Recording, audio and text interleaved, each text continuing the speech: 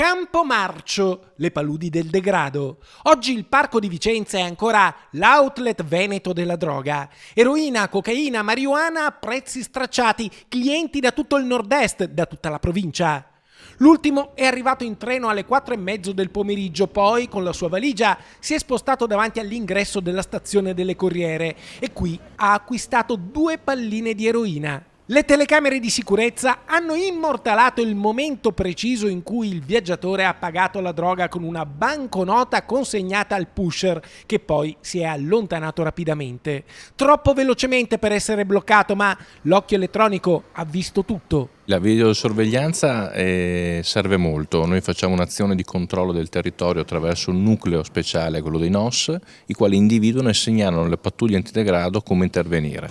E quindi la videosorveglianza è determinante perché la polizia locale e questure in particolare, tramite le loro centrali operative, riescono a individuare anche i consumatori e bisogna lavorare oltre che sul contrasto allo spaccio e quindi al spacciatore anche sul contrasto al consumo, che è sempre più diffuso, e quindi bisogna far capire che comprare in Campomarzo vuol dire essere beccati. Beccato anche l'ultimo acquirente di droga. Immediatamente è scattato il controllo della polizia locale. Gli agenti del nucleo operativo sicurezza hanno sequestrato l'eroina, meno di mezzo grammo, e hanno identificato il viaggiatore, un vicentino cinquantenne che è stato segnalato alla prefettura.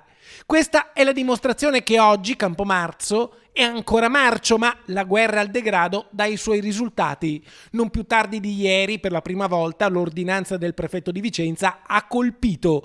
4 persone sono state denunciate per aver violato il provvedimento che vieta lo stazionamento in Campomarzo e nelle zone limitrofe a tutti quei personaggi che nel parco vicentino si sono già resi responsabili di danneggiamenti, di reati contro la persona e di spaccio di sostanze stupefacenti. Sì, ci sono le prime denunce penali per rispetto appunto a chi viola il divieto di stazionare in quella zona e chi anche si accompagna a queste persone, quindi l'azione di controllo del territorio sarà sicuramente capillare, poi gli strumenti per debellare il fenomeno in realtà sono ben altri e quindi sono sicuramente quelli della certezza della pena e della repressione e del recupero sociale anche delle persone che sono tossicodipendenti. Insomma, nel parco il degrado oggi è sotto assedio. Campomarcio è sempre più Marzio, da Marte, il dio della guerra, ma anche della fertilità. Qui si vuole piantare il seme della legalità e il sindaco è pronto a farlo in 2 parole. Tolleranza zero.